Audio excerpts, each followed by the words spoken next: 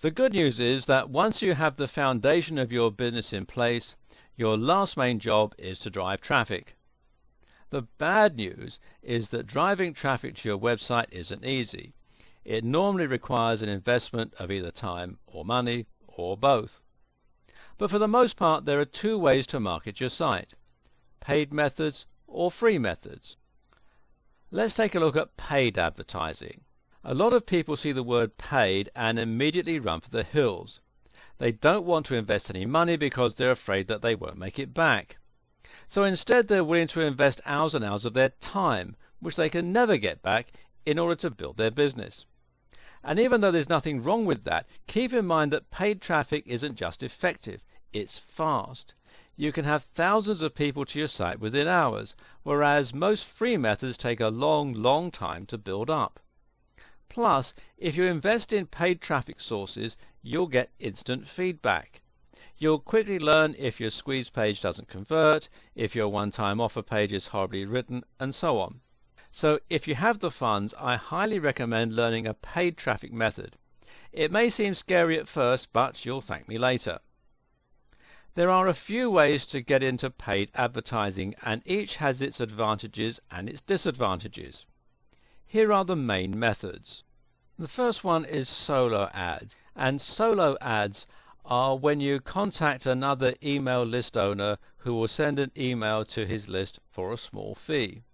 So you pay the fee, write an email, and then he sends the email to his list, pointing them towards your squeeze page. The other way is pay-per-click, and this is where you create an advertisement and then you only pay when a visitor clicks on your ad to go to your website. Google AdWords and Facebook ads are common examples, although I don't recommend using Google AdWords to send traffic to a squeeze page because that is against their terms of service.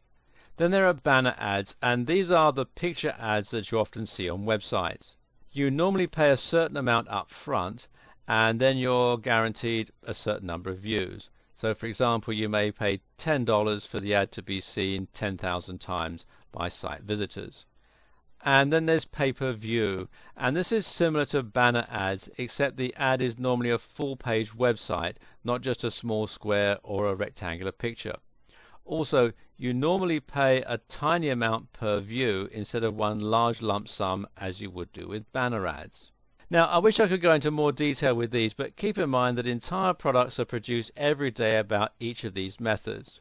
To learn more, there are lots of great free resources that you can find by simply searching Google or by going to the Warrior Forum, which is here at warriorforum.com. Now, if you don't think paid traffic is your cup of tea, you still have a few options. Now let's talk about free traffic. The good news about free traffic is, well, it's free. This can also be a bad thing though, because you generally need to invest a lot more time, as you will need multiple streams of traffic coming in to make a decent amount of money. Now here are the most common free traffic methods. And the first one is forum marketing, and this is where you hang out in forums related to your niche and help people with their problems. The key is being able to put a link to your website in a signature block so that people can click through to find your squeeze page.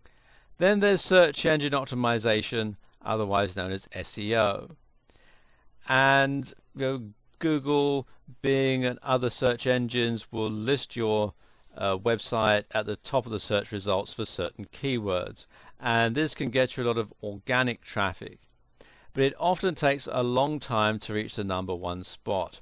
Competition is fierce, and their algorithms to determine the #1 spot are always changing.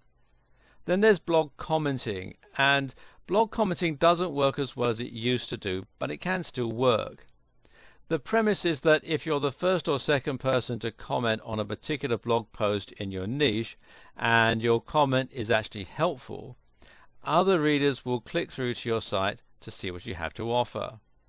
And finally there's guest posting, and guest posting is where another more established blogger allows you to write a post and put it on their website.